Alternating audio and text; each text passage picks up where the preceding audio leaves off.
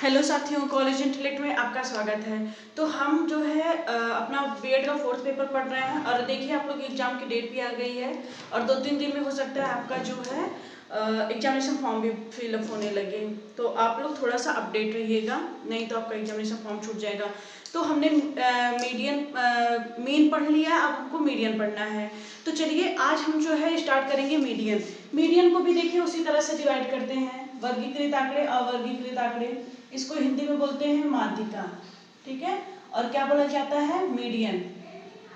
इसको क्या बोला जाता है? और मीडियन। और साथ में इसको और आप क्या बोल सकते हैं? मध्यांक। और क्या आप इसको बोल सकते हैं? आप इसको मध्यांक भी बोल सकते हैं।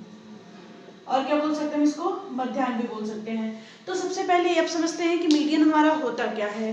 तो मीडियन हमारा क्या होता है कि श्रेणी के पदों को आरोही अवरोही क्रम में व्यवस्थित करने के पश्चात जो पद बिल्कुल मध्य में आता है उसे क्या कहते हैं? माध्यिका कहते हैं। क्या होता है कि जो श्रेणी है उसे आप असेंडिंग या डिसेंडिंग ऑर्डर में जो है अरेंज कर लीजिए। उसके बाद जो हमारा पद बिल्कुल बीच में आएगा वही हमारी माध्यिका होती है, वही हमारा क्या होता है? माध्यिका कहलाती है। तो माध्यिका किसी भी श्रेणी को दो बराबर भागों में क्या करती है? विभाजित करती है। माध्यिका क्या करती है? किसी भी श्रेणी को दो बराबर भागों में विभाजित करती है। और माध्यिका के एक तरफ का मान माध्यिका से छोटा और माध्यिका के दूसरी तरफ का मान जो क्या होता है वो हमेशा माध्यिका से बड़ा होता है। और इसे किससे प्रदर्शित करते हैं? एम से।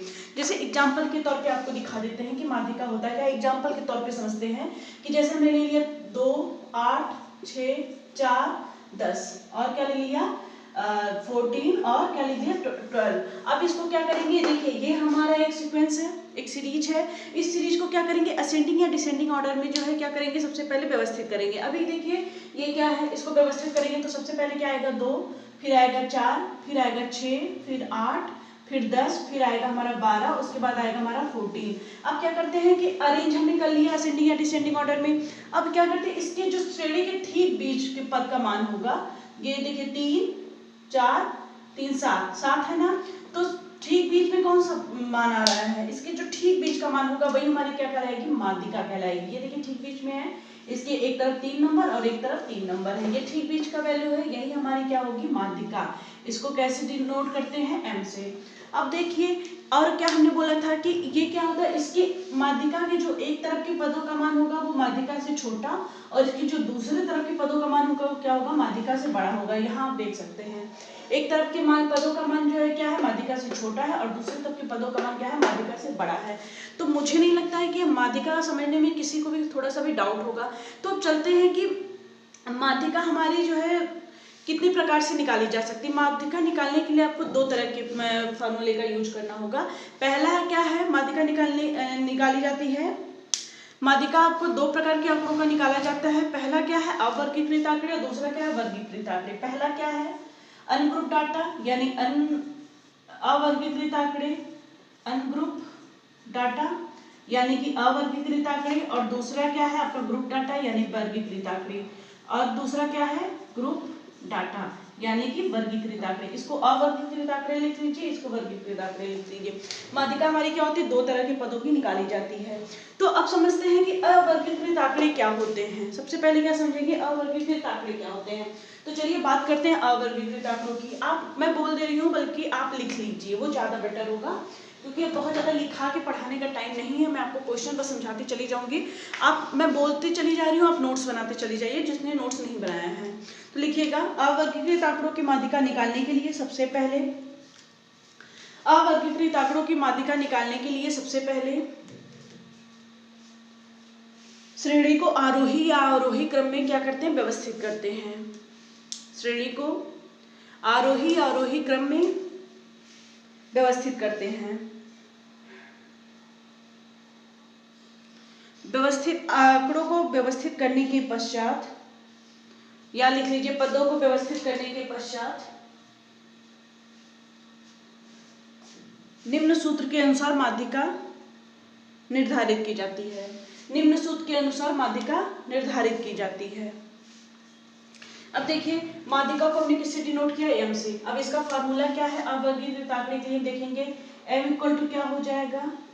n प्लस 1 डिवाइडेड बाई 2 वहाँ क्या हो जाएगा? हमारा पद हो जाएगा। अवर्गीकृत आंकड़े की माध्यिका निकालने के लिए हमेशा किस फॉर्मूले का यूज करेंगे, m = n+1 डिवाइडेड बाई 2 वहां पद। चलिए तो इसी क्वेश्चन को हम इससे जो है करते हैं कि हमारी क्या होगी माध्यिका। ठीक है, इतना आप लोगों ने लिख लिया। ठीक, चलिए इसी फॉर्मूले का इस क्वेश्चन में यूज करेंगे। इसमें क्या दिया है, m हमारा क्या है, जहां लिख लीजिए m = माध्यिका, n = टोटल नंबर हमारे कितने हैं। ठीक है, तो अब देखते हैं इसकी माध्यिका में निकालनी है तो n की वैल्यू कितनी है, 1 2 3 4 5 6 7, यानी पदों की संख्या है। n = क्या है, पदों की, n = क्या है, पदों की संख्या। ठीक ना, n हमारा क्या है, पदों की संख्या है।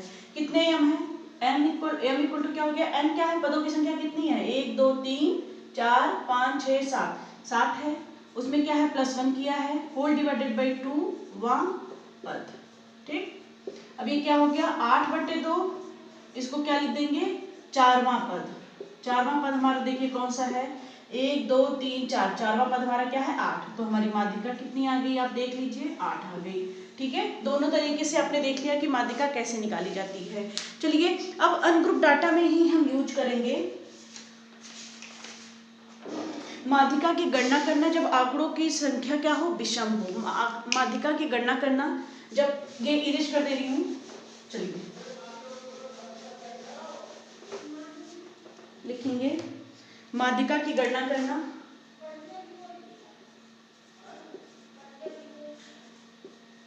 माध्यिका की गणना करना जब पदों की संख्या, पद क्या हमारे, पद हमारे क्या हो, विषम हो, पद हमारे क्या हो, विषम हो। तो आंकड़े कैसे निकाले जाते हैं वो देख लेते हैं। इसमें भी आपका कौन सा फॉर्मूला यूज होगा, m = n+1 डिवाइडेड बाई 2 वां पद। ठीक, सेम है। चलिए तो मैं बार बार फार्मूला नहीं लिखूंगी, मैं डायरेक्ट करने की कोशिश करूंगी। ठीक है, आप लोग थोड़ा सा समझ लीजिएगा कि कैसी चीजें हो रही हैं। तो आपका क्वेश्चन क्या है, 2 4 3 8 और 7। चलिए मैं एक क्वेश्चन आपको दूंगी और दूसरा क्वेश्चन आपका होमवर्क रहेगा। तो मैं 2 क्वेश्चन लिख देती हूँ। पहला क्वेश्चन ये है और दूसरा क्वेश्चन आपका क्या है, दूसरा क्वेश्चन आपका है 23 13 17 19, 23 13 17 19, 13 17 19, 23 13 17 19, 20 21 16, 20 21 16, 16 के बाद क्या है आपका 18 17, 18 और क्या है 17। अब देखिए ये दोनों क्वेश्चन हैं, तो मैं आपको दूसरा क्वेश्चन करा रही हूँ, पहला क्वेश्चन आप खुद से करेंगे। ठीक है, हमारा फॉर्मूला क्या है, m = n+1 whole divided by 2 वहां पद हमारा क्वेश्चन का आंसर है ना, हमारा फॉर्मूला। तो चलिए इसमें देखते हैं, सबसे पहले इसको क्या करेंगे, आरोही क्रम में क्या करेंगे, अरेंज करेंगे। इसको अरेंज करते हैं तो सबसे पहले सबसे छोटा पद क्या है, 13 हो गया, फिर आपका क्या आ गया 16, फिर देखिए हमारा 17 2 बार है, 2 बार 17 हमने लिख दिया, फिर एक बार 18, फिर 19 है, 20 21 और क्या है 23। देख लेते पदों की संख्या दोनों बराबर है कि नहीं, 1 2 3 4 5 6 7 8 9, 1 2 3 4 5 6 7 8 9, यानी पदों की संख्या हमारी क्या है, बराबर है, हमने कोई नंबर हमारा छूटा नहीं है। ठीक है, ये 23 है, ये 23 समझ लीजिएगा। अब देखिए हमने सबसे पहले क्या किया, पदों को आरोही या अवरोही क्रम में व्यवस्थित किया, हमने व्यवस्थित कर लिया। अब देखिए आप 2 तरीके से लगा सकते हैं, जब देखिए बीच का पद हमारा क्या हो, बीच के पद को हम लिख सकते हैं 1 2 3 4 5, 5 इधर कर लिया, 1 2 3 यानी 4 4 का चलेगा, यानी हमारी माध्यिका क्या आ गई, 18 आ गई। एक तो ऐसे लगा सकते हैं, देख लीजिए अब जब विषम दिया हो तो हमने 4 पद इधर कर दिए, 4 पद इधर कर दिए, बीच में हमारी जो संख्या वही हमारी क्या होगी, माध्यिका।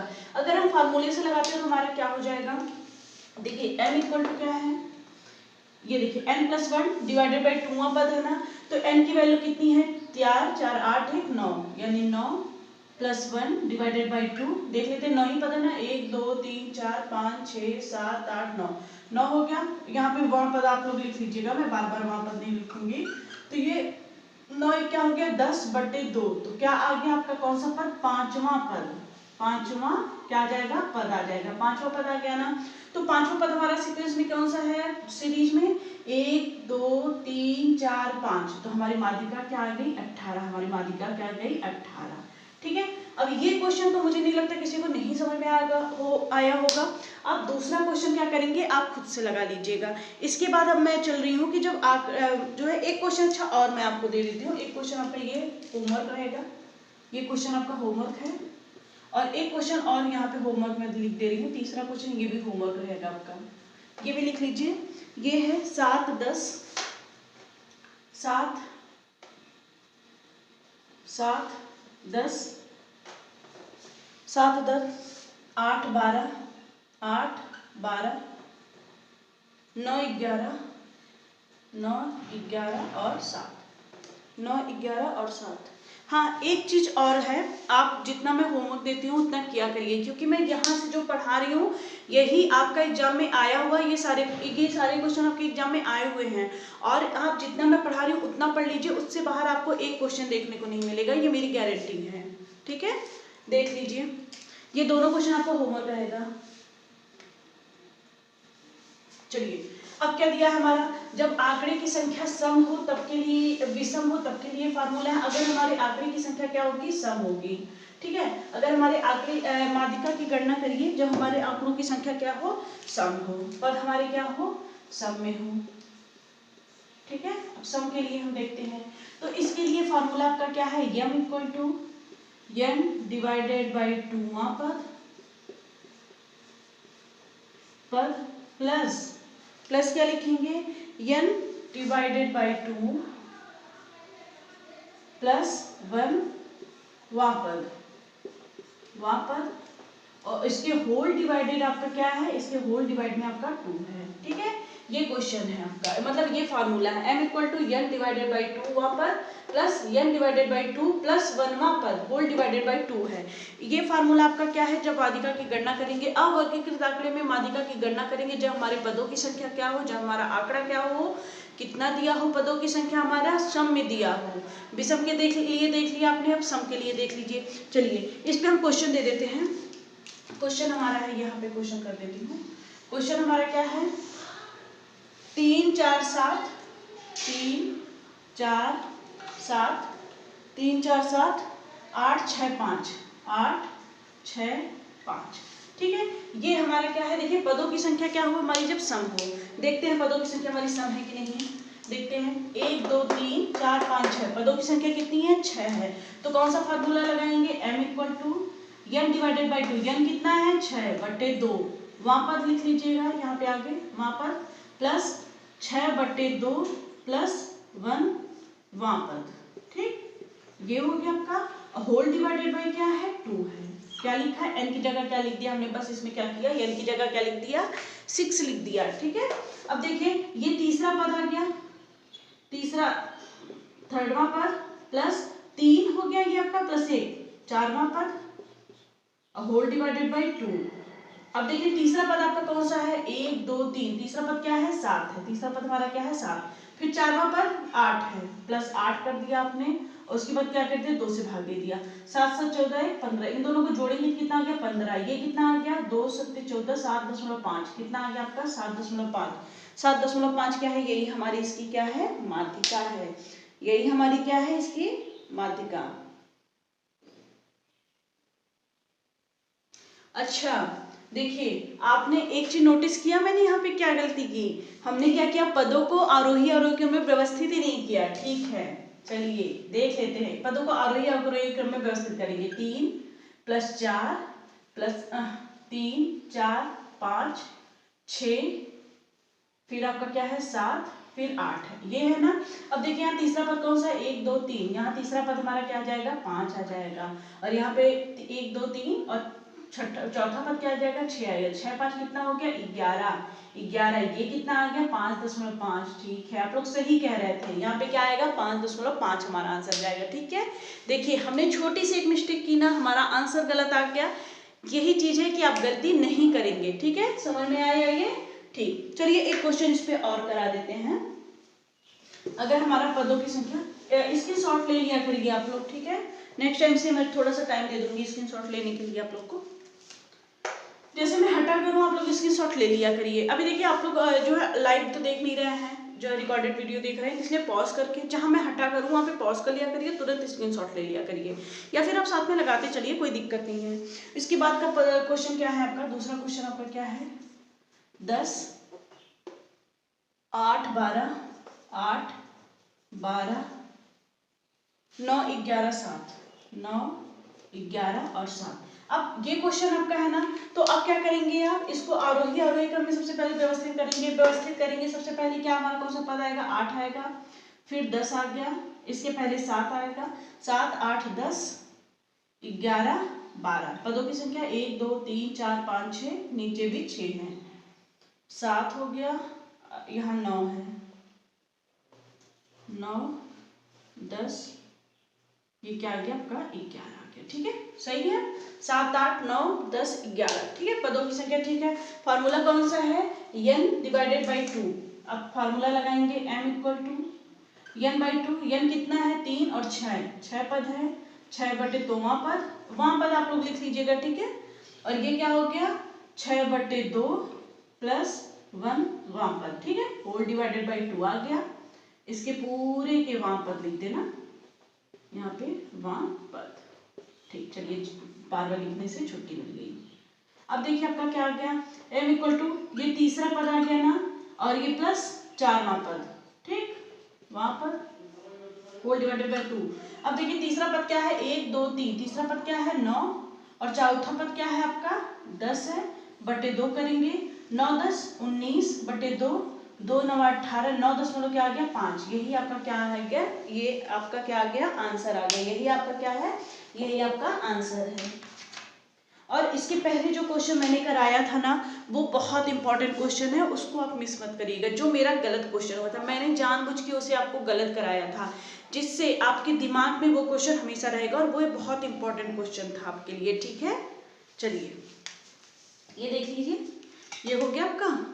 इसके बाद अब चलेंगे जब वर्गीकृत आंकड़ों की जो है माध्यिका निकालना, वर्गीकृत आंकड़ों की माध्यिका निकालना सीखेंगे ना, ठीक है, चलिए वर्गीकृत आंकड़ों की माध्यिका निकालना आप सीखेंगे।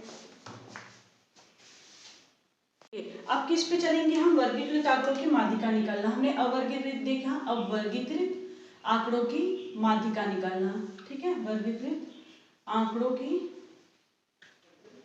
माध्यिका निकालना हम सीखेंगे, वर्गीकृत आंकड़ों की माध्यिका निकालना सीखेंगे। तो इसमें वर्गीकृत आंकड़ों में लिखिएगा आप लोग, यदि पद खंडित श्रेणी में हो, लिख लीजिएगा, यदि पद खंडित श्रेणी में हो तो खंडित श्रेणी में संचयी आवृत्ति ज्ञात की जाती है। यदि पद खंडित श्रेणी में हो तो खंडित श्रेणी में संचयी आवृत्ति ज्ञात की जाती है। संचयी आवृत्ति जिसमें n+1 डिवाइडेड बाई 2वां पद आता है, क्या है n+1 डिवाइडेड बाई 2वां पद आता है, ठीक है, डिवाइडेड बाई 2 वां पद आता है, के सामने वाला पद ही माध्यिका कहलाता है। एक बार फिर से सुन लीजिएगा, यदि पद खंडित श्रेणी में हो तो खंडित श्रेणी में संचयी आवृत्ति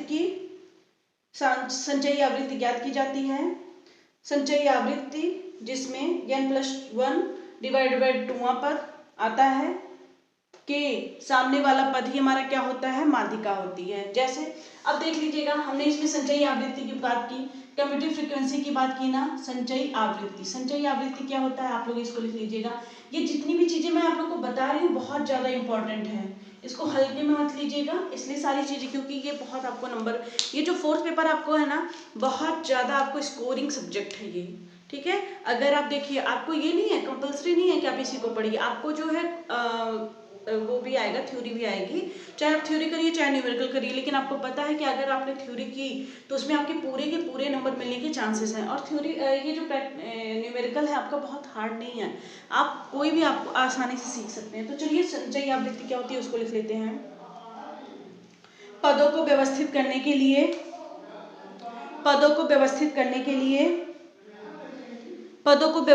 के लिए आवृत्तियों को इकट्ठा करना, संचयी आवृत्ति कहलाता है। पदों को व्यवस्थित करने के लिए आवृत्तियों को इकट्ठा करना संचयी आवृत्ति कहलाता है। चलिए क्वेश्चन लिखिएगा, निम्न आंकड़ों के आधार पर माध्यिका की गणना करिए। क्वेश्चन लिखिएगा, निम्न आंकड़ों के आधार पर माध्यिका की गणना करिए। पद आपके दिए हैं, हम लिख लेते हैं x और क्या है f। x की वैल्यू आपकी है 50, 55, 60, 65, 65, 70, 75, 80, 85 और f की वैल्यू आपकी दी हुई है 1, 5, 17, 36, 25, 11, 4, 2। आप क्या निकालेंगे? संचयी आवृत्ति निकालेंगे, यानी कम्यूटेटिव फ्रीक्वेंसी निकालेंगे। कम्यूटेटिव फ्रीक्वेंसी, संचयी आवृत्ति निकालेंगे। तो देखिए, संचयी आवृत्ति निकालने के लिए सबसे पहले क्या करते हैं, इसको 1 है ना, इसको ऐसे लिख देंगे। उसके बाद इस नंबर को क्या करते हैं, ऐड करते हुए चले जाएंगे। 5 में 1 जोड़ेंगे कितना आ गया 6, 6 में 17 जोड़ेंगे कितना आ गया 6, 6, 12, 13, यानी 23 आ गया ना आपका, ये 23 आ गया। अब देखिए 23 में 36 जोड़ेंगे, 6, 3, 9 और ये 59 आ गया। क्या आ गया 59, 59 में 25 जोड़ेंगे, 9, 5, 14, 5, 1, 6, 6, 2, 8, 84 आ गया आपका। 84 आ गया ना, 84 में ऐड करेंगे 11 तो ये आ गया 95, 95 में 4 ऐड करेंगे तो 99 आ गया और 99 में 2 ऐड करेंगे तो ये क्या आ जाएगा 51। क्या आ जाएगा हमारा 51, सॉरी 99 में 100 जोड़ेंगे, 2 जोड़ेंगे तो कितना आ जाएगा 101 आ जाएगा हमारा। यही जो आता है, यही जो हमारा 101 ये वैल्यू आएगी ना, ये वैल्यू 101 आती है, यही हमारा सिग्मा एक्स होता है। सिग्मा एक्स सिग्मा एफ है। सिग्मा एफ हमारा इसको जोड़ने पे आपको 101 ही प्राप्त होगा, ठीक है, सिग्मा एफ है। तो उसमें क्या बताया था आपको कि आवृत्ति जिसमें n+2वां पद निकालेंगे, ठीक है। n इक्वल टू क्या होता है n+1 डिवाइडेड बाई 2 वां पद। अब देखिए ये आ गया ना। अब बताइए इसमें पदों की संख्या क्या दी हुई है। n की वैल्यू हमारी क्या है, यहाँ पे n की वैल्यू क्या है 101। m इक्वल टू क्या हो जाएगा, n की जगह 101 हो जाएगा, +1 है, होल डिवाइडेड बाई 2 है, ठीक है, हो गया। अब देखिए m इक्वल टू क्या आ गया, अब यहाँ से क्या हो जाएगा 102 हो जाएगा, 2 से डिवाइड करेंगे, 2 बच्चे 10, 51। अब देखिए इसमें, अब देखिए इतना तो आ गया ना, m की वैल्यू कितनी आ गई 51 आ गई। अब इसमें क्या देखेंगे, मैं इसको इरेज कर दे रही हूँ, आप लोग के बस समझने के लिए मैंने किया था इसको, ठीक है, ठीक। अब देखिए, अब इसमें क्या करेंगे कि अब देखिए ये 51 किसके पदों में है, किसके पद में इसमें 51 आएगा।